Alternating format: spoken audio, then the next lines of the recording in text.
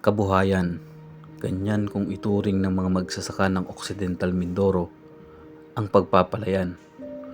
Ngunit kabuhayan pa nga bang maituturing kung 8 hanggang 10 piso na lang ang bilihan sa kada kilo nito sa merkado?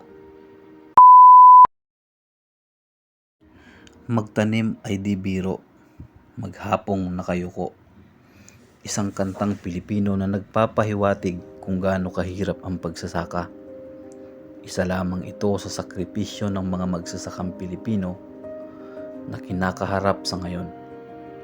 Mahal na pestisidyo, abono, labor, at bayad sa mga farm machineries tulad ng traktor at harvester ang puhunan sa pagpapalayan.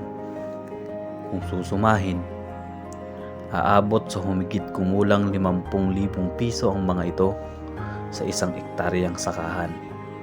Sa isang simpleng magsasaka na tanging pagsasaka lang ang kabuhayan, mahirap hanapin ang mga ito.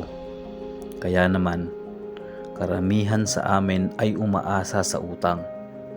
At dahil nga sa napakababang bilihan ng palay ngayon, marami sa amin ang tiyak na hindi makakabayad.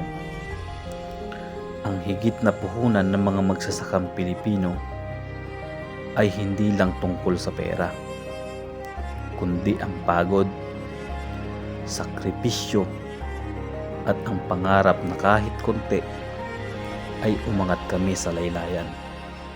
Ngunit sa panahon ngayon na lubog sa utang, kulang ang suporta sa pamilya, tanong ko at alam kong tanong mo din, may suporta pa ba tayong aasahan galing sa pamahalaan o patuloy na lang nalulubog ang mga magsasakang Pilipino sa kahirapan?